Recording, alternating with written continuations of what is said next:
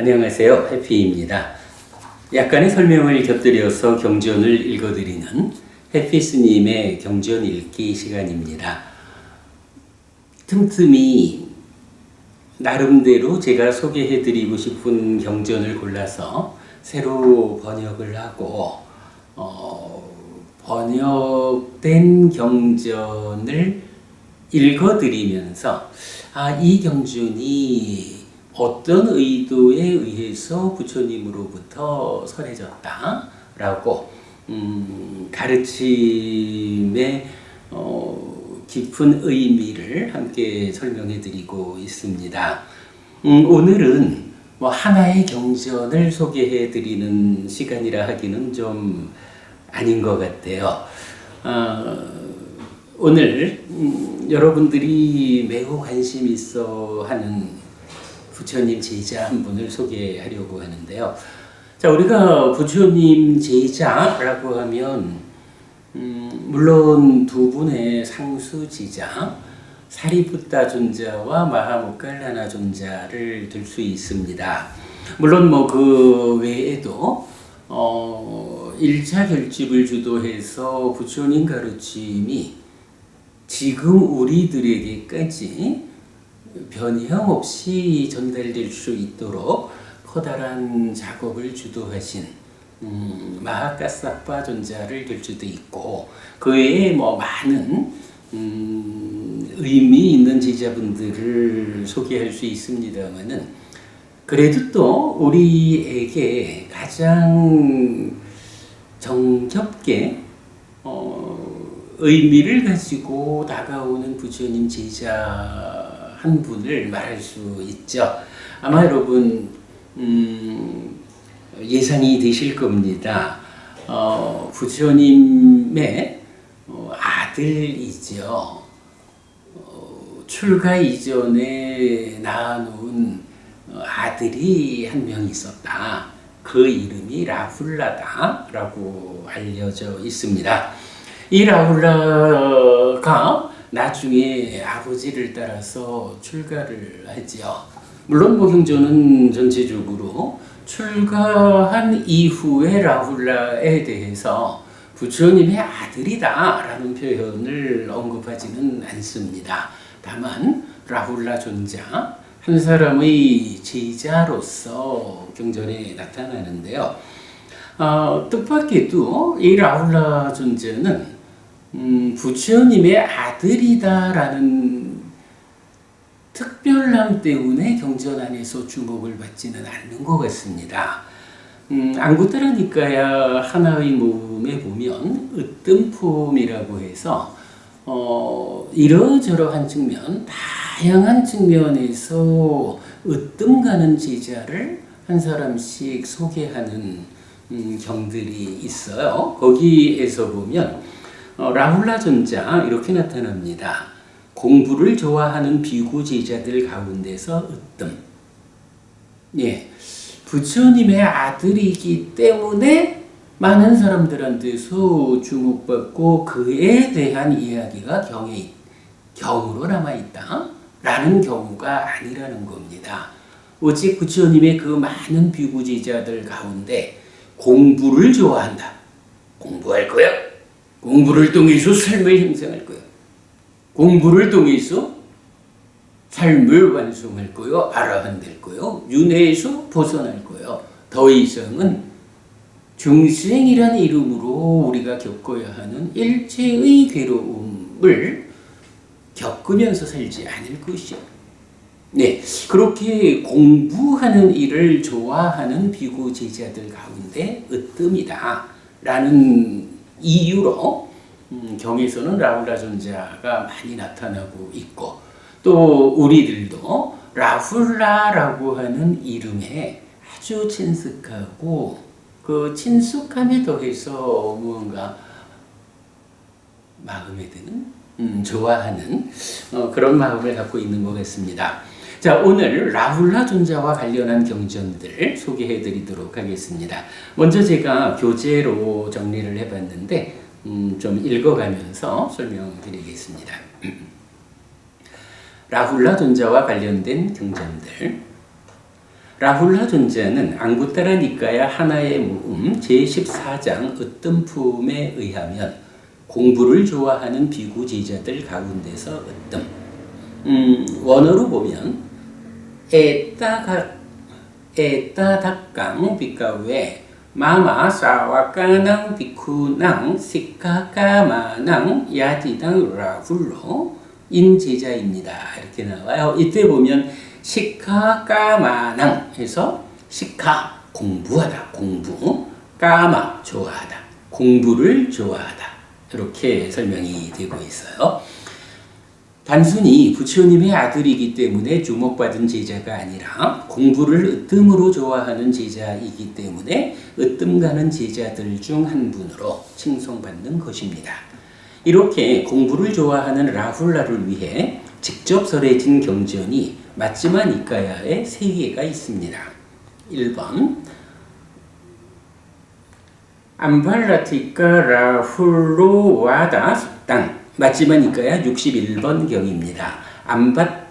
암발라티카에서 라훌라를 가르친 경. 두 번째 마하라훌로 와다 숙당 마찌마 니까야 62번 라훌라의 가르침의 큰 경. 세 번째 쫄라 라훌로 와다 숙당 마찌마 니까야 147번 라훌라의 가르침의 작은 경. 3가지입니다. 그런데 이 중에 세 번째 마찌마 니까야 147번 경은 상류타 니까야에서 라훌로 와다 숙당으로 35번 상류타의 104번 경으로 중복되어 나타나기도 합니다. 자, 간략하게 좀 요약해 보면요. 첫 번째, 마찌마 니까야 61번 암발라티카에서 라훌라를 가르친 경은 이런 내용입니다. 자, 부처님은 라훌라 존자에게 고의적인 거짓말에 대해 부끄러움이 없는 자는 어떤 악이든 행할 수 있다고 하며 농담으로라도 나는 거짓을 말하지 않을 것이다 라고 공부할 것을 지시합니다. 또한 거울이 지켜보기 위한 것이듯 지켜보고 지켜본 뒤에 몸과 말과 마음으로 행위해야 한다고 가르칩니다. 특히 행위를 행하기 전과 행하는 과정 그리고 행한 뒤로 구분하여 각각의 시점에서의 대응 방법을 설명합니다. 경은 과거, 미래, 현재에 몸과 말과 마음의 업을 청정하게 한 과거, 청정하게 할 미래, 청정하게 하는 현재의 사문이나 바라문들은 누구든지 이렇게 지켜보고 지켜본 뒤에 청정케 했고 할 것이고 한다고 말하며 라훌라에 대한 이런 당부로 마무리됩니다. 그러므로 라훌라여, 나는 지켜보고 지켜본 뒤에 몸의 업을 청정케 할 것이고 지켜보고 지켜본 뒤에 말의 업을 청정케 할 것이고 지켜보고 지켜본 뒤에 의의 업을 청정케 할 것이다 라고 그대는 이렇게 공부해야 한다. 네, 어쨌거나 몸과 말과 마음의 행위, 그 업을 지켜보고 지켜본 뒤에 청정케 할 것이다 라고. 어쨌든 내가 스스로 몸과 말과 마음으로 하는 나의 행위를 자각하지 못하고 그냥 행위되게 하는 그러한 상황으로 삶을 살지 않아야 한다. 어떻게든 나의 행위를 몸과 말과 마음으로 이루어지는 이 나의 업을 지켜보고 또 지켜보는 일을 통해서 청정하게 업이 지어질 수 있도록 나는 하겠다. 부처님 이런 당부를 라훌라 존자에게 하고 있습니다. 물론 우리 모두에게도 동일하게 적용되는 부처님의 당부다. 이렇게 보아야겠죠. 자, 두 번째 경입니다. 마찌마 니까야 62번 라훌라의 가르침의 큰 경입니다.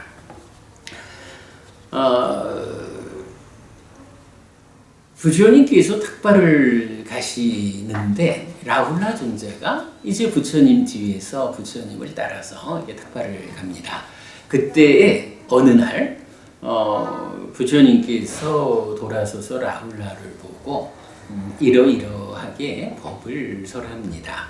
그랬더니 라훌라 존자가 부처님에게서 이렇게 직접 법을 전해받은 이런 날 내가 어찌 탁발을 위해서 사와티로 들어갈 수 있을까?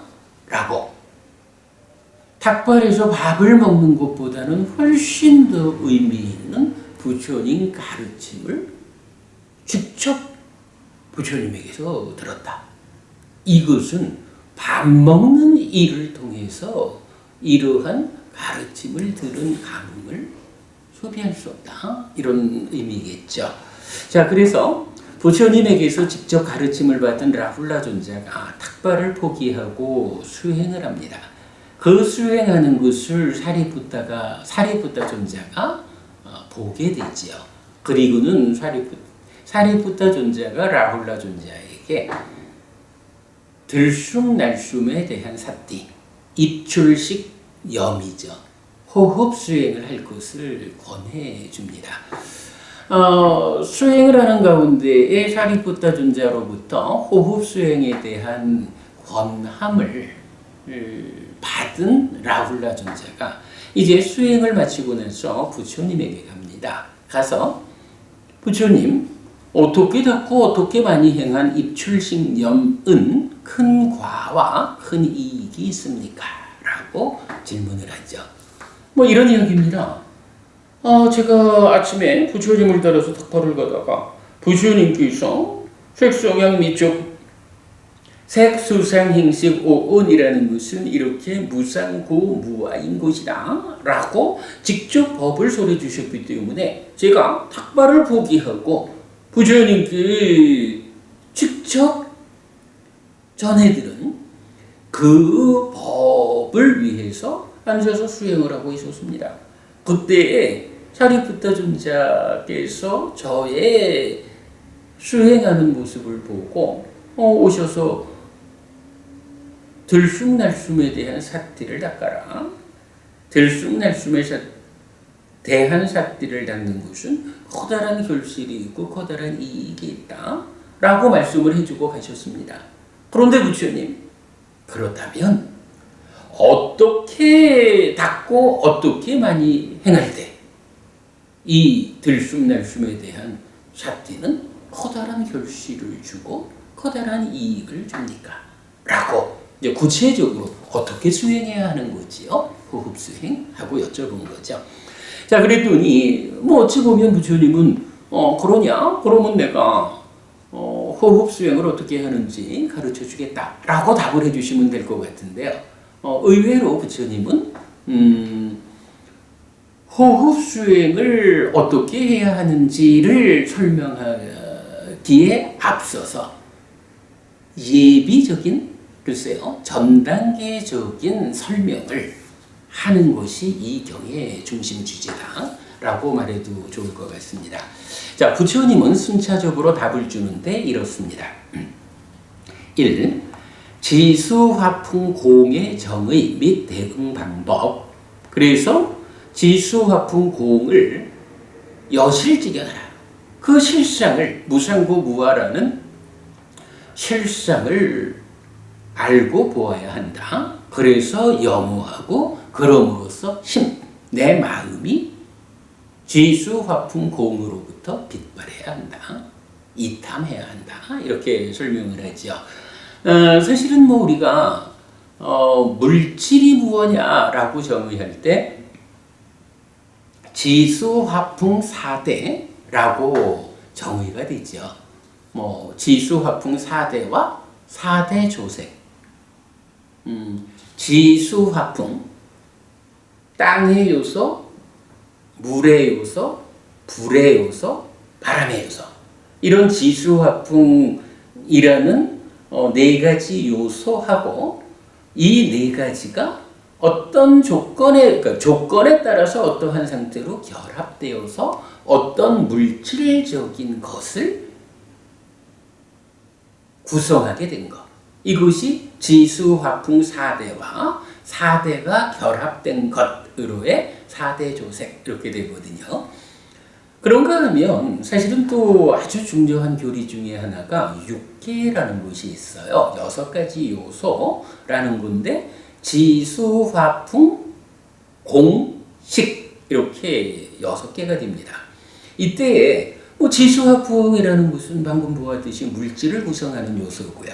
식이라는 것은 설명할 바 없이 우리 마음입니다. 그러면 그 중간에 있는 공이라는 것은 무엇일까? 자, 이때의 공에 대해서 우리가 잘 좀 알아야 하는데요. 제가 그 공에 대한 주제로 요즘 설명하는 동영상이 계속 제작되고 있습니다만은, 용수 스님 이후로 공이라고 하는 것이 연기 즉 공 이렇게 연기라는 개념으로 공을 설명하면서 오랜 세월 불교 안에서 공은 용수의 공, 연기를 의미하는 거 이렇게 알려져 있습니다. 심지어 사람들에 따라서는 공이라는 개념은 초기 불교에, 그러니까 부처님 당시에는 공이라는 개념이 없었다. 용수 스님에 의해서 공이라는 개념이 불교 안에 생겨났다. 이렇게 말하는 사람들까지 있죠. 그런데 사실은 그렇지 않습니다. 니까야에 보면 부처님께서는 공이라는 이 개념을 굉장히 강조합니다. 경우에 따라서 보면 무상고, 무아라는 거와 거의 대등하게 공이라는 거를 강조하고 있어요. 부처님 가르침을 한마디로 설명할 때도 공에 연결된 가르침이다. 공에 일관된 가르침이다. 이렇게까지도 설명을 하고 있거든요. 그런데 이제 우리가 주목해야 되는 것은 부처님이 사용하는, 부처님이 공이라고 말씀하실 때에 이 공의 의미가 보통 알고 있는 용수 스님이 사용하는 공의 의미와 다르다. 즉 용수의 공과 부처의 공은 다르다라는 부분은 우리가 주목해야 하죠. 그런데 이제 사실은 또 재미있어요. 이 공이라고 하는 것이 한자로는 공 이렇게 번역이 되지만 팔리어에서는 공이 2가지의 원어를 가져요. 사실 지금 말씀드린 용수의 공, 거기에 대응하는 부처의 공 이렇게 말할 때는 이것은 이제 없음, 어떤 자리에 어떤 것은 없음, 어떤 공간, 어떤 영역 안에 어떤 것은 비어 있음 이렇게 말하는 없다라는 개념. 탐진치가 없는 상태를 아라한이라고 부르듯이 이렇게 없음의 상태를 말하는 공은 순야라는 말, 순야따라는 말로 사용하고 있고요. 그런가 하면 그냥 하늘과 같은 공간, 허공이라는 의미를 말하는 공도 있어요. 원어로는 아까사라고 부르는 말인데요. 용수의 공은 순야따 이런 부처님의 입장에서는 없음, 비어있음. 그래서 공의 완성이라고 말하면 내 안에 탐진치 없음, 탐진치가 비어지는 상태가 완성되었음, 아라하님, 깨달음. 이렇게 이제 공의 의미가 사용되었고, 물론 용수에 의해서는 연기, 조건 지어진 것들 이런 부분으로 공을 말하고 있으니까 별개입니다만은 그러한 공 말고 아까사라는 원어가 쓰이는 공간이라는 의미의 공도 있거든요. 근데 이제 지금 여기 육계에서 말하는 지수, 화풍, 공식 여기서 물질을 구성하는 요소인 4대와 지수, 화풍 4대 그리고 마음인 식 그 중간에 있는 공이라는 것은 바로 아까사라고 해서 공간을 의미하는 단어입니다. 이 공간이라는 것은 무엇냐라고 하면 말 그대로 비어 있는 거예요. 근데 이 비어 있다라는 것이 우리 삶에 존재하지 않는다 하면 사실은 우리 삶이 어떠한 것으로 규정되지 못한다라고 말을 해야 되겠죠. 제가 자주 설명하는 겁니다만은 예를 들어서 코가 있습니다. 그럼 이 코라는 것은 지수화풍이라는 물질 요소가 결합돼서 이루어진 살덩어리로서의 코라는 것이 있는데 사실 여기서 주목해야 되는 것이 그냥 살만 있으면 되지 이래가지고 살점 안에 있는 콧구멍이라는 공간 그거 좀 지저분하고 막아버려 이렇게 말하면 사실은 우리 얼굴에 코가 있는 게 아니라 혹이 하나 있는 것에 불과한 그런 상황이 되죠.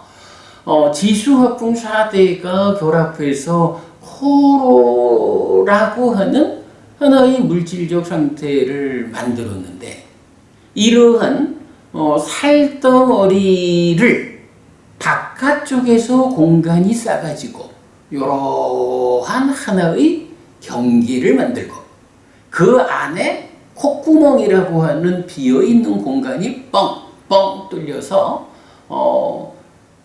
바깥의 공간의 경계에 지어진 살처럼 안에 콧구멍 2개로서 공기가 들락일 수 있는 이런 형태를 가지고 있을 때 비로소 이것을 코라고 부르지 공간이라는 개념 없이 지수화풍이라는 물질적 요소들이 결합만 해 있으면 그것은 단지 결합된 어떤 덩어리일 뿐이지 그것이 코라고 하는 구체적 의미를 가지는 하나의 물질로서 규정되지 못한다라는 부분을 말하게 되는 거죠. 공간이라고 하는 거 이렇게 물질로 이루어진 것을 이거다 저거다라고 이름 붙여서 규정할 수 있기 위해서 필요한 하나의 역할체다 이렇게 봐야겠죠. 그렇다면 사실은 우리가 보통 지수화풍으로 4대를 말하지만 이제 물질을 말하지만 그 물질이 지수화풍 더하기 지수화풍이 결합된 것으로의 4대 조색 이렇게 될 때 바로 그 결합된 것으로의 어떤 거를 말할 때는 안과 밖으로 공간이 역할을 해주는 그럼으로써 이거다 저거다라고 분별될 수 있는 어떤 것으로 이름을 가지게 된다. 이렇게 표현할 수 있겠습니다. 그래서 공간이라는 것은 이렇게 자체적으로는 아무것도 없이 비어 있는 것 같지만 그러나 공간이 어떤 역할을 해줄 때 비로소 물질적인 것이 이것이다 저것이다 라고 의미를 가지고 규정된다. 이런 내용을 알 수가 있습니다. 그래서 지수화풍 공식 6개라고 하는 것은 지수화풍 공까지를 포함해서 물질적인 요소, 물질적인 것에다가 그것의 개념화, 규정화를 위한 공이 합해진 것으로의 물질, 그리고 거기에 물질 아닌 것으로의 식, 마음이 6가지 요소로 설명이 되는 거죠. 자, 부처님은 이제 이 경에서 첫 번째로 이렇게 지수화풍 공 6개 중에 식을 배제한 물질적인 것에 속하는 이 5가지를 정의를 해주는 겁니다. 좀 읽을 내용이 많아서 이 부분 저희 홈페이지에 경전을 직접 연결해 드리겠습니다. 그러니까 읽어보시면 되겠고요. 그래서 어떻게 입출식념을 닦고 많이 행해야 합니까? 라고 묻는 라훌라 존자의 질문에 대해서 부처님은 첫째로 지수화풍 공이란 이런 것이다 라고 정의해주고 그 물질적인 요소들에 대해서 우리가 어떻게 대응해야 하느냐, 여실직연해야 한다, 염호해야 한다. 그래서 심히 그들로부터 빗발해야 한다. 이렇게 말해주는 게 첫 번째 순서입니다. 자, 그 다음에 이제 두 번째로는 지수화풍 공과 같아지는 수행을 해라 라고 말해요. 그 부분만 간략히 경전을 소개하자면 이렇습니다. 라훌라여, 땅과 같아지는 수행을 하여라. 라훌라여, 땅과 같아지는 수행을 하는 그대에게 일어난 마음에 들거나 마음에 들지 않는 촉들은 심을 지치게 하면서 지속되지 않을 것이다. 예를 들면 라훌라여, 땅에 깨끗한 것을 버려도 더러운 것을 버려도 똥무더기를 버려도 오줌 무더기를 버려도 침 무더기를 버려도 고름 무더기를 버려도 피 무더기를 버려도 그것 때문에 땅은 곤란해지지 않고 부끄러워지지 않고 피하지 않는다. 이와 같이 라훌라여, 그대는 땅과 같아지는 수행을 하여라. 라훌라여, 땅과 같아지는 수행을 하는 그대에게 일어난 마음에 들고 마음에 들지 않는 촉들은 심을 지치게 하면서 지속되지 않을 것이다. 네, 이렇게 한 요런 형태, 뭐 땅에다가 뭐 그저 어떤 더러운 것을 갖다 부어도 땅의 입장에서 왜 나한테 그 더러운 것을 갖다 봅니까? 라고 항의하지 않는다. 스스로 화내지 않는다. 뭐 이런 의미죠. 그런 식으로 이제 수행자라면 세상 살아가면서 만나지는 다양한 경우들이 나에 대해서 불만족스러운 상황으로 발생하더라도 그것에 대해서 바로 땅처럼 물처럼 불처럼 바람처럼 공간처럼 어떠한 마음에 들지 않는 상황이 발생해도 그것에 따라서 흔들리지 않는 그러한 물질적인 요소들처럼 내 마음을 단속하라, 이런 의미가 되겠죠. 아무튼 그런 의미를 지수화풍 공과 같아지는 수행을 할 것, 이렇게 말하고 일어난 마음에 들고 마음에 들지 않는 촉들은 심을 지치게 하면서 지속되지 않을 것이다 라고 알려줍니다. 자, 그 다음에 세 번째 순서로는요, 자비희상 부정 무상의 상을 닦을 것, 이렇게 말합니다. 자비희사니까 사무량심이죠. 이렇게 지수화풍 공에 대해서 올바로 알고 대응하라. 지수화풍 공과 같아지는 수행을 하라. 그리고 이어가지고 자비희사, 사무량심을 닦아라. 그리고 이어서 부정, 더러운 것이다. 내 몸이 이렇게 더러운 것으로 가득 차 있다 라는 이러한 부정을 닦을 것, 그리고 무상의 상을 닦을 것, 이렇게 나타납니다. 요 최근에 우리가 신념처경의 공부 과정에서 신념처 수행이 호흡 외길 수행에다가 수행하지 않는 일상의 삶에 어떻게 대응할 것인가, 그리고 타고난 탐진치가 예민한 사람들이 그 탐진치를 먼저 좀 가라앉히고 호흡 외길에 올라서기 위한 보충적인 과정, 이렇게 나올 때 탐을 가라앉히는 곳으로의 부정관, 치를 가라앉히는 곳으로의 무상의 상을 닦는 이런 이야기들을 보았습니다. 바로 이 경에서도 자비희사에 이어서 부정과 무상의 상을 닦을 것, 이렇게 제시하는데 이때 우리가 주목해야 되는 겁니다. 자를 닦으면 분노가 버려진다. 비를 닦으면 폭력이 버려진다. 희를 닦으면 불쾌가 버려지고 사를 닦으면 저항이 버려지고 부정을 닦으면 탐이 버려지고 무상의 상을 닦을 때 나는 있다라는 자기화가 버려진다. 이렇게 제시해주고 있는데 사실은 요 부분은 수행과 관련해서 또 굉장히 중요한 이야기가 됩니다.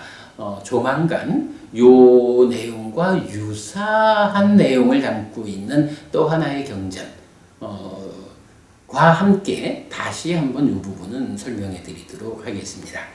자, 그 다음에 네 번째로 이제 본격적으로 입출식념, 들숨날숨에 대한 삿대를 닦아라 라고 말해줘요. 그러니까 부처님께서는 라훌라 존자가 입출식념을, 호흡 수행을 어떻게 닦고 어떻게 많이 행해야 합니까? 라고 질문했을 때 뭐 직접 이렇게 호흡 수행을 해라 라고 알려주시는 것보다는 그 호흡 외길 수행으로 수행을 어떻게 할 것이냐에 대한 구체적 방법보다 그 앞에 선제적으로 어떤 일들이 선행해야 할까?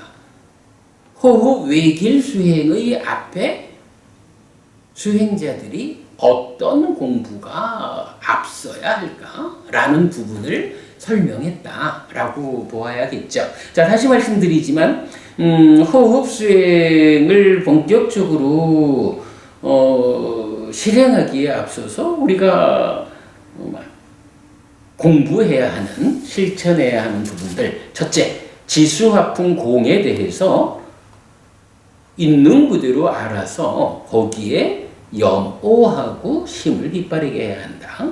뭐니 해도 지수화풍 공이라고 하는 물질을 구성하는 5가지 요소에 대해서 정확하게 알아야 한다 라는 부분이고요. 두 번째, 바로 그 지수화풍 공과 같아지는 수행을 하라 라는 거고요. 세 번째, 자비희상 부정 무상의 상을 닦을 것이라는 3단계의 선제적인 수행 주제를 설명하고 나서 이제 비로소 구체적으로 호흡 수행을 설명하고 있다라는 거죠. 그래서 이렇게 나옵니다. 입출식념을 닦아라 라훌라요. 닦고 많이 행한 입출식념은 큰 결실과 큰 이익이 있다.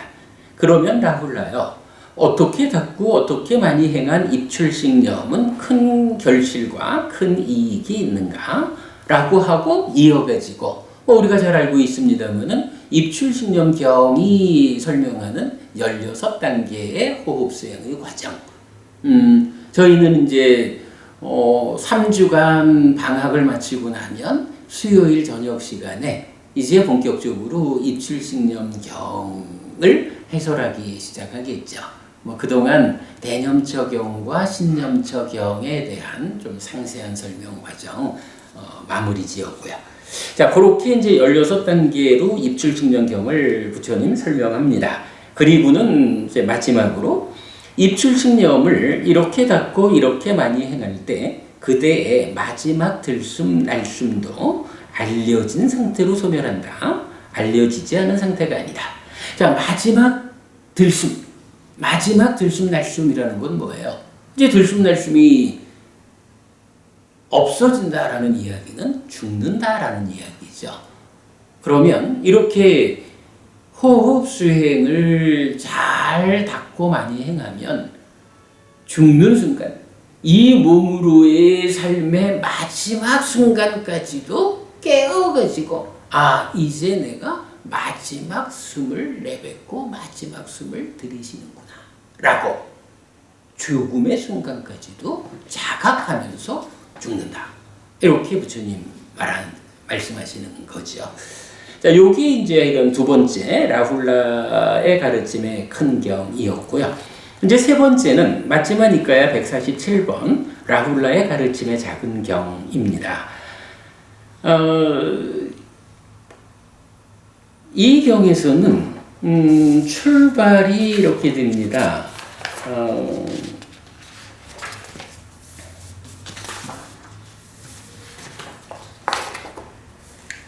부처님께서 이런 그 마음속에 어떤 떠오름이 있었다. 라훌라의 해탈을 위해서 익어야 하는 법들이 잘 성숙했다. 이런 이야기죠. 수행자가 깨달음을 성취하는 해탈을 위해서는 여러 가지 필요한 것들, 이러이러한 다양한 삶의 측면의 문제들을 제어하고 마지막에 가서 해탈하게 된다라는 점에서 이제 해탈을 하기 위해서는 우리와 같은 중생으로의 어떤 성향에 있어서는 되지 않죠. 이제 다양한 삶의 측면에서 향상의 향상을 거듭한 제어의 제어를 거듭해가지고 마지막 깨달음을 성취할 수 있을 만큼의 각각의 익어가야 하는 상황이 있다라는 부분을 말하는 거죠. 그래서 경전이 이렇게 말하는 겁니다. 라훌라의 해탈을 위해 익어야 하는 법들이 잘 성숙했다. 이제는 라훌라가 깨달음을 위한 준비를 거의 마쳤다. 성숙했다. 나는 그런 라훌라에게 더 나아가 번뇌들의 부승을 이끌어야겠다라고. 여기서 번뇌들의 부승을 이끌어야겠다라는 게 뭔가요? 불교 수행은 뭐니 해도 결국 그 완성의 자리에는 누진통 또는 누진명이라고 하는 번뇌를 부수는 일. 달리 말하면 상해 병들어 있는 상황을 치유하는 일. 삶의 저 밑바닥에서 작용하는 어떠한 성향들의 문제. 자아라는 것을 고집하는 이러한 중생으로의 성향이 달리 말하면 번뇌죠. 이러한 번뇌를 부수는 일을 통해서 깨달음이 성취되는 거죠. 그러니까 이제 부처님, 라훌라가 해탈을 위해서 익어야 하는 법들이 잘 성숙했으니 이제 내가 그 라훌라를 위해서 더 나아가 번뇌들의 부승을 이끌어야겠다. 누진통 또는 누진명, 깨달음으로 안내해야겠다. 라고 부처님이 생각하시는 것으로 이 경이 시작되거든요. 그랬을 때 이제 부처님이 라훌라 존자를 위해서 이런 번뇌들의 부승을 이끌기 위해서 설하는 법이 무엇냐라는 부분을 경은 주제로 하고 있어요. 우리가 무아상경을 보았습니다. 부처님께서 5비구를 전법륜경을 통해서 고진멸도 사성제의 3전 12행 일설해가지고 법의 눈을 생겨나게 하죠. 법안이 열리게 해주고 나서는 이어가지고 부처님 색수상행식 5온의 무상고 무아를 설하죠. 그래서 색수상행식 5온 모두에 대해서 이것은 나의 것이 아니다. 이것은 내가 아니다. 이것은 나의 자아가 아니다라고 있는 그대로 바른 지혜로 보아야 한다. 라고 여실직연을 이끄는 그 과정이죠. 그리고는 마지막에 가서 색수상행식 5온에 대해서 염호한다. 염호하는 자, 염호하고 있는 자에게 이탐하고 이탐이 있고 이탐하면 해탈한다. 라고 해서 깨달음을 이끄는 그 무아상경의 설법 내용을 이제 라훌라 존자를 위해서 설하는 맞지마니까요 147번 경에서는 색수상행식 5온을 다른 방법으로 설명하는 거예요. 어떻게 다른 방법이냐라고 하면 안이비 설신의 색성향 미처법 이렇게. 근데 우리가 삶의 메커니즘을 통해서 이해하는 것은 뭔가요? 사실은 식과 명색이라고 하는 나라는 현재 존재가 있죠. 요거 따지면 색수상행식 5온이고 이 5온에다가 촉과 작의라고 하는 지금 삶의 동력이 함께하면 이것을 식과 명색인 나라는 존재로 설명하고 있는데 사실은 여기서 말하는 식과 명색, 오온이라고 하는 것은 지난 삶의 과정이 누적되어 있는 거거든요. 근데 삶이라는 것은 지난 삶의 과정이 누적되어 있다라는 그 상태만으로 정적으로 머물러 있는 것은 아니다 라는 것을 우리가 알죠. 산다라고 하는 것은 지난 삶의 결과가 쌓여 있으니까 나요. 요것만 가지고 설명되는 게 아니라는 거죠. 지난 삶의 과정이 쌓여 있는 그 색수상행식 오온에 대해서 욕탐이라고 하는 집착이 작용해가지고 오치연 나요. 이것이 지난 삶의 과정이 누적되어 있는 이 덩어리들이, 이 무더기들이 사실은 나요 라는 집착에 의해서 내가 되어가지고 오치연, 유신 이렇게 부르는 거죠. 그리고는 어떡하나요? 이제 내가 되어가지고 지금 세상을 만나면서 살아가는, 자, 지난 삶에 누적된 결과물로서의 내가 스스로 누적된 결과물이 욕탐에 의해서 스스로 내가 되어가지고 지금 세상을 만나는 삶이 진행되는 것, 요것을 나라고 경전은 정의하는 거죠. 그럴 때에 식화명색, 오온이다, 오치온이다라는 내가 지금 세상을 만나는 일을 설명하려면 아무래도 색수상행식이라는 오온이라는 나로서, 그러니까 색수상행식 오온으로 설명되는 나의 모습하고 세상이라는 것하고는 조금 생김새가 다르다라는 측면을 봐야 하죠. 그래서 이 세상이라는 것이 어떻게 되어 있을까라고 둘러보니까 세상은 보이는 거, 들리는 거, 냄새 맡아지는 거, 맛보아지는 거, 느껴지는 거 라는 물질적인 것들과 물질 아닌 것들로 말해지는 법이라는 거, 이렇게 해서 색성향 미촉 법이라는 6가지의 존재 상태로 구성되어 있다. 그러니 세상이 색성향 미촉법 6가지로 구성되어 있다면 식과명색이라는 지난 삶의 누적된 결과물인 나라고 하는 이 존재도 지금을 살자라고 하면 세상에 맞추어 가지고 나의 존재 상태도 설명되어야 한다.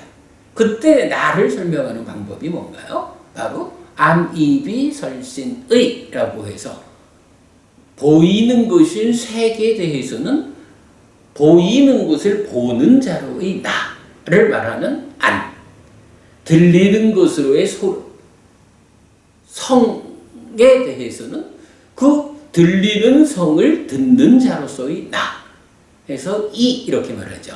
이래서 안이비설신의 융내입처가 설명되는 거죠. 그래서 보면 사실은 단순한 겁니다. 우리가 나는 누구냐라고 말한다면 지난 삶의 결과들의 누적 상태로서의 오온, 식과명색, 이것이 나라는 존재 상태인데 이것이 그냥 누적되어 있다라는 것만 가지고 나를 설명하지는 않는다는 거죠. 왜? 나는 어찌됐든 지금 이 세상에서 살아가고 있는 능동적, 구체적 존재이기 때문이죠. 그래서 지금 삶을 설명하려니까 세상이 구성되어 있는 그대로 색성향 미촉법이라는 세상의 형태에 대응해서 나를 배분해주면 안이비설신의 이렇게 배분이 된다는 거죠. 이랬을 때 이제 안이비설신의 요 6가지를 유깁 이렇게 말을 하지만 사실은 유깁은 혼자 있는 게 아니라 안이비설신의 색성향 미촉법이 대응해서 함께 존재하는 것이기 때문에 유깁이라고 말하면 구체적 의미는 내입처와 외입처의 대응 상황, 이렇게 말하는 거고, 대응했다라는 것은 그대로 이어가지고 안과 색을 조건으로, 즉 보는 자인 안이 보이는 것인 색을 감각했다. 보았다라고 하면 여기서 보이는 것인 색을 보아서 아는 것으로의 새로운 마음이 생겨난다. 안식이죠. 요거를 안과 색을 조건으로 안식이 있다. 이렇게 말하는 거죠. 근데 이제 이러한 상태를 이제 감안해가지고, 마지막이니까요. 147번 경에서는 이제 부처님께서, 깨달음을 위한 조건들이 다 성숙했으니, 이제 라훌라를 번뇌를 부수는 일, 깨달음을 성취하는 일로 이끌어주자 라는 의도에서 라훌라 존자에게 절하는 법이 색수상 행식 오온의 여실직연에 이어지는 염호 이탐 해탈, 이런 무아상경의 최초의 5비구를 깨달음으로 이끈 그러한 형태에서 색수상 행식 오온 대신에 바로 이렇게 내입처와 외입처의 여실직연을 설명한다. 안입이설신의 육내입처를 여실직연해라. 그래서 염오이탐 해탈해라. 마찬가지로 그것이 이러한 삶의 과정에 그대로 적용을 해보니까 이제 경전은 이런 순서로 나타나죠. 안입이설신의 육내입처, 색성향 미적법 육외입처, 그리고 그 두 가지를 조건으로 생겨나는 안식 내지 의식의 육식. 그러면 내입처, 외입처, 식이 삼사화합 하는 거로의 촉해서 안촉 내지 의촉의 육촉.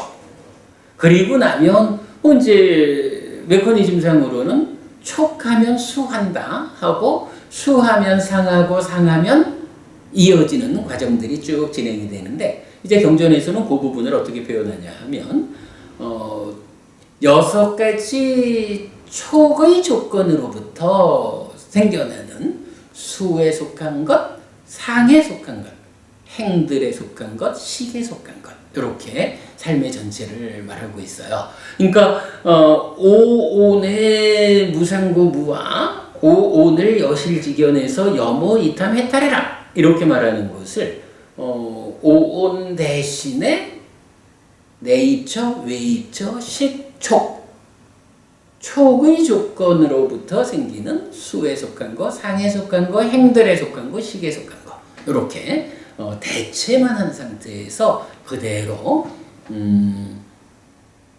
여실직연할 것. 즉 이것은 내 것이 아니다, 이것은 내가 아니다, 이것은 나의 자아가 아니다 라고 바른 지혜로서 있는 그대로 보아야 한다. 그리고 그렇게 보는 자는 염호하고, 염호하고 있는 자는 이탐하고, 이탐함에 의해서 해탈하는 이런 과정을 동일하게 설명해주고 있습니다. 라훌라의 가르침의 작은 경 마치마니카야 147번경은 이런 방법으로 무아상경과 동일하게 그 구체적 내용을 오온에서 내입처 등 삶의 과정으로 이렇게 대체만 해가지고 동일하게 설해서 결국 라훌라 존자를 아라한으로 이끄는, 이렇게 설명되는 경전입니다. 자, 라훌라 존자와 관련해서는 바로 이런 마치마니카야 61번 암발라티카에서 라훌라를 가르친 경, 62번 라훌라의 가르침의 큰 경, 147번 라훌라의 가르침의 작은 경, 마치마니카야에 속한 3개의 경전으로 대표됩니다. 근데 이 3개의 경전을 쭉 설명해 보니까 이런 점을, 연결관계를 볼 수가 있어요. 자, 이렇게 적어봤습니다. 이렇게 라훌라를 위해 직접 설해진 3개의 경은 행위의 대응, 61번 경이죠. 다음에 수행의 설명, 62번 경이죠. 그리고 삶의 완성, 147번 경으로 이렇게 단계적으로 설하여졌다라고 이해할 수 있겠습니다. 그런가 하면 사실은 라훌라 존자를 주인공으로 하는 경전이 이 마찌마니까야에 속한 세 개의 경전만 있는 것은 아닙니다. 자, 이렇게 보죠. 한편 이 외에도 라훌라 존자에게 설해진 여러 경전들이 상류타 니까야의 18번 상류타, 라훌라 상류타에 모아져 있는데 22개의 경이 2개의 품으로 나뉘어 있습니다. 첫 번째 품은 대덕이시여 저에게 간략하게 법을 설해 주시면 고맙겠습니다. 저는 세전에 그 법을 들은 뒤에 홀로 떨어져 방일하지 않고 노력하고 굳세게 머물겠습니다. 라는 라훌라 존자의 요청에 대한 부처님의 답변 형식입니다. 부처님은 10개의 경을 통해서 육내입처, 육외입처, 육식, 육촉, 육수, 육상, 육사, 육애, 육계, 오온의 순서로 마찌마니까야 147번 라훌라의 가르침의 작은 경의 방식으로 깨달음의 과정을 안내합니다. 다만 마찌마니까야 147번 경과는 육촉 이후 과정에 대한 표현 방식의 차이, 즉 147번 경에서는 촉의 조건으로부터 생기는 수에 속한 것, 상에 속한 것, 행들에 속한 것, 식에 속한 것 이렇게 표현되는 것을 방금 보았죠. 이런 차이가 있을 뿐입니다. 라고 했어요. 그래서 이 품은 마찌마니까야 147번 경을 해체해서 각각으로 설해진 경들이다 라고 말할 수 있다. 이렇게 설명했어요. 무슨 얘기냐 하면요. 마찌마니까야 147번 경은 라훌라 존자가 깨달음을 위한 조건이 성숙했기 때문에 번뇌의 부숨으로 이끌자라고 부처님께서 설하신 가르침이 무엇냐 하면 무아상경이 말하는 이런 무상고 무아의 여실지견에 이어서 여모이탐했다라는 이 과정 그대로를 오온 대신에 내입처로부터 시작하는 삶의 과정에 대해서 설명하고 있는데 바로 이 라훌라 상류타의 첫 번째 품에서는 첫 번째 경에서는 그 전체를 말하지 않고 안이비설신의 육내입처에 대해서만 마찌마니까야 147번 경하고 똑같은 방법으로 설명을 했다는 거죠. 그러니까 마찌마니까야 147번이 많은 이야기를 하나의 경전에 담고 있는데 그 많은 이야기를 해체해서 첫 번째 주제인 육내입처에 대해서만 설명한 게 1번 경이다. 그런가 하면 이어지는 2번 경은 내입처 다음에 외입처, 3번 경은 육식, 4번 경은 육촉, 5번 경은 육수, 6번 경은 육상, 7번 경은 육사, 그러니까 의도죠. 6가지 의도. 8번 경은 육애, 6가지 가래. 9번 경은 육계, 아까 말씀드렸던 지수, 화풍, 공식의 6개. 그리고 10번째로 이러한 6개의 과정을 거쳐서 오온으로 연결되는, 그래서 오온에 대한 순서로 10개의 경전이 마찌마니까야 147번 경과 같은 주제를 해체적으로 설명하고 있다. 이렇게 표현을 한 거죠. 근데 이제 여기서 재밌는 거 하나는요. 이렇게 육내입처로부터 오온까지로 삶의 과정을 과정에다가 뒤에 이렇게 좀 포괄적으로도 말하고 있습니다만은 내입처로부터 오온까지 10개의 과정으로 순서적으로 설명하는 방법이 라훌라 상류타에만 있는 게 아니고요. 제가 현재까지 다른 세계의 상류타에서 동일한 방법으로 설명되는 걸 보았는데 이참에 같이 소개해 드리겠습니다. 자, 참고했어요. 육내입처 내지 오온의 순서로 설해진 3개의 상류타가 있다. 첫째, 옥간타 상류땅 25번 상류타, 들어감 상류타입니다. 여기서는 이런 내입처로부터 오온까지의 반복적 설명을 통해서 믿음을 따르는 자, 그러니까 사타누사리라고 해요. 믿음을 따르는 자는 이러한 사람이다라고 정의하고, 또한 담마누사리, 법을 따르는 자는 이런 사람이다. 그리고 소탁반나, 예류자는 이런 사람이다라고 들어감 상류다 10개의 경전이 바로 이런 6내입초에서 5온까지의 과정을 반복설하면서 믿음을 따르는 자, 법을 따르는 자, 예류자는 이러한 사람이다라고 정의하고 있다. 이렇게 보면 되고요. 그 다음에 두 번째로는 26번 상류다, 오빠다 상류다, 일어남 상류다인데요. 요거 역시 이 상류다 역시 내입초부터 5온까지를 반복설하면서 뭐 예를 들면 첫 번째 6내입자 같으면 이렇게 나오죠. 안이 일어나고 지속하고 생기고 나타나는 것은 고의 일어남이고 병들의 지속이고 노사의 드러남이다.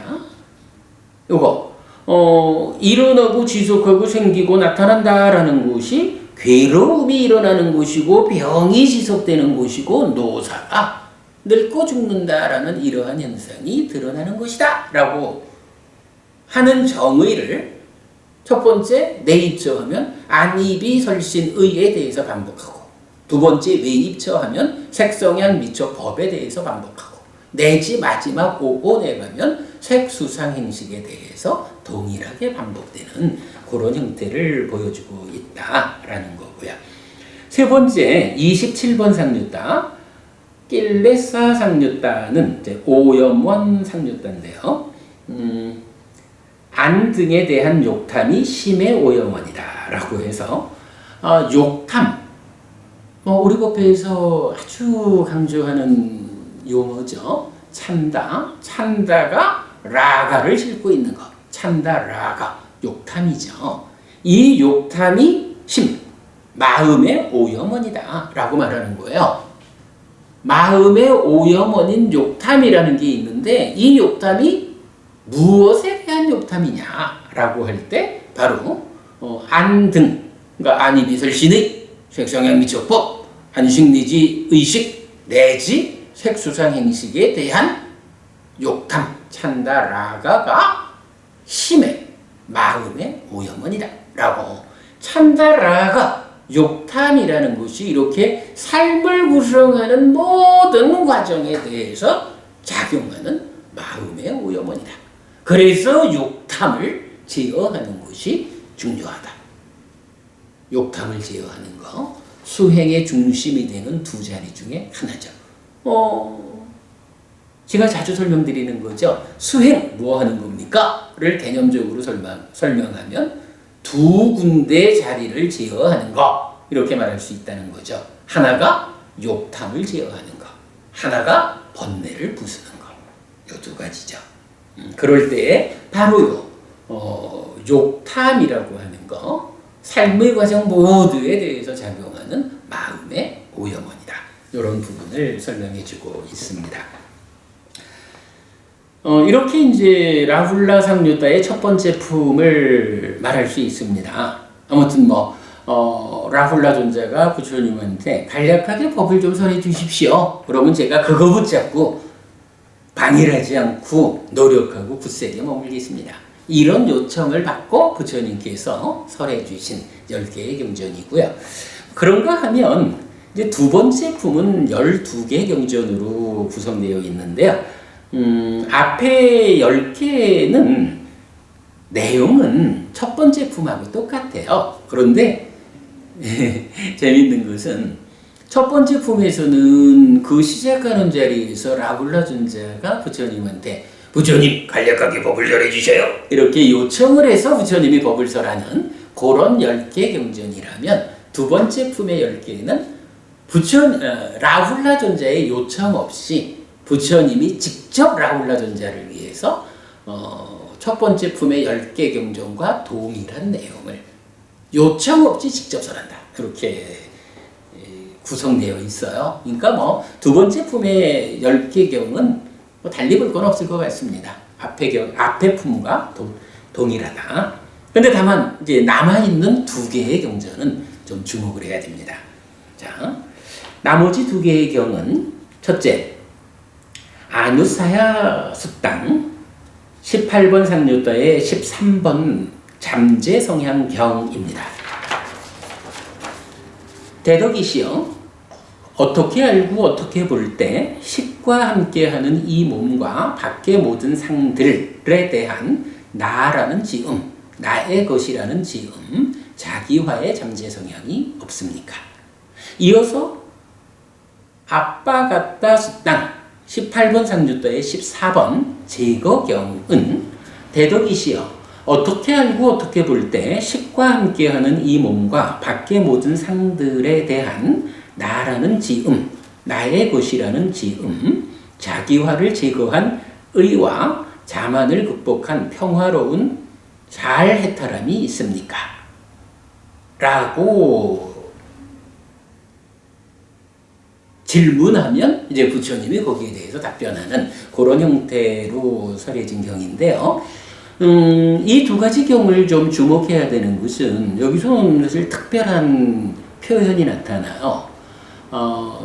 우리가 지금 계속 오온이라는 지난 삶에 누적된 상태로서의 나, 그리고 이 내가 세상을 만나는 지금 삶의 주인공, 요 상태를 함께해서 나라고 말한다 라고 했는데, 지금 삶의 상태를 표현하는 하나의 방법이 이 경에 나와 있는 겁니다. 자, 식과 함께하는 이 몸과 밖의 모든 상, 니미따들 이렇게 되어 있어요. 밖의 모든 상들이라는 것은 육외입처니까 밖이다 이렇게 말하고, 상, 니미따라는 게 뭔가요? 색성향 미초 법이라는 육외입처가 있는데, 이것이 바로 앞에 설명드린 마음의 오염원인 욕탐에 의해서, 좀 더 근원적으로 말하면 욕탐의 구체적 내용인 탐진치를 실어다루는, 바로 탐이 만들고 진이 만들고 치가 만드는 것으로의 니미타, 색성향 미초법이 탐진치에 의해서 왜곡되어진 상태, 요거를 니미타 상이라고 한다라는 걸 우리가 잘 알고 있고요.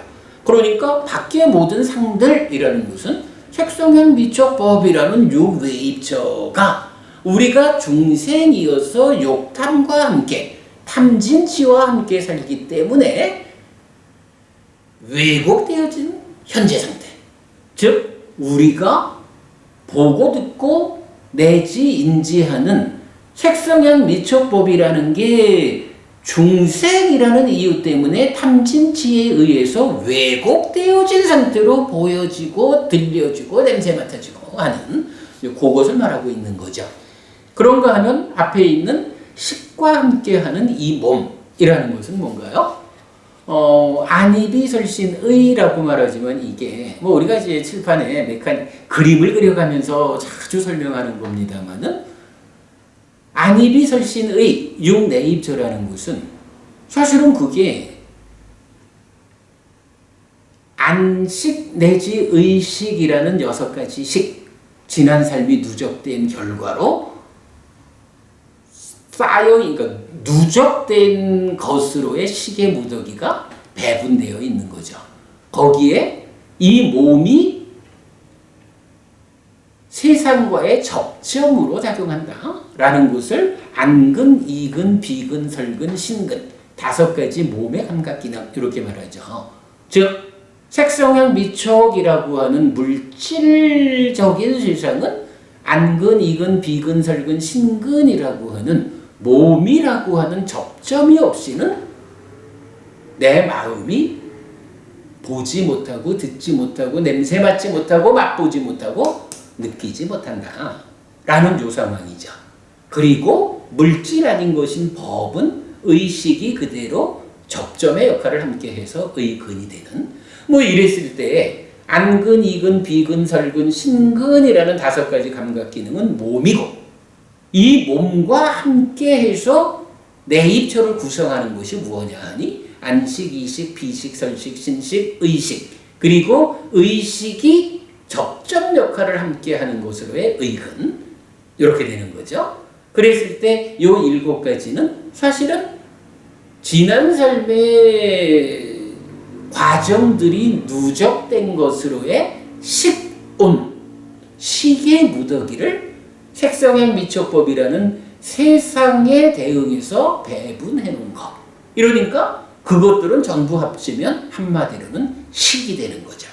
그렇기 때문에 안입이 설신의 육내입처는 안근, 이근, 비근, 설근, 신근이라는 몸이 안식, 이식, 비식, 설식, 신식, 의식, 의근이라는 식과 함께하는 상태다. 이런 것을 우리가 메커니즘적으로 이해하고 있죠. 바로 이 경에서 이런 방법, 식과 함께하는 이 몸이라고 표현된 육내입처, 밖의 모든 상들이라고 표현된 육외입처가 욕탐에 의해서 왜곡되어진 현재 상태. 이렇게 내입처, 외입처의 대응 상태를 말해주고 있다는 거죠. 그런 상태에서 나라는 지음, 나의 것이라는 지음, 자기화의 잠재 성향이 없을까? 또는 그것을 제거한 의와 자만을 극복한 평화로운 잘해탈함이 어떻게 닦고 행할 때 있습니까? 라고 질문하는 거죠. 여기에 대해서 부처님께서 적절히 대답해 주시는 것이 이 2개 경전의 내용입니다. 자, 여기 이렇게 대략적으로 그 라훌라 존자와 관련한 경전들을 좀 설명해 보았습니다.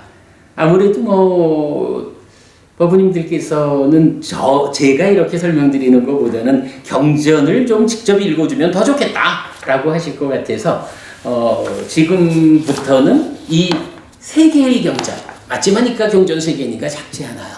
3개의 경전 읽어드리겠는데 동영상의 길이가 너무 길어질 것 같습니다. 제가 지금 설명드린 여기까지를 하나의 동영상으로 제작을 하고 지금부터 직접 읽어드리는 경전 3개, 그 부분은 경전 읽기만을 가지고 또 하나의 동영상으로 제작해가지고 함께 올려드리도록 그래야 하겠습니다.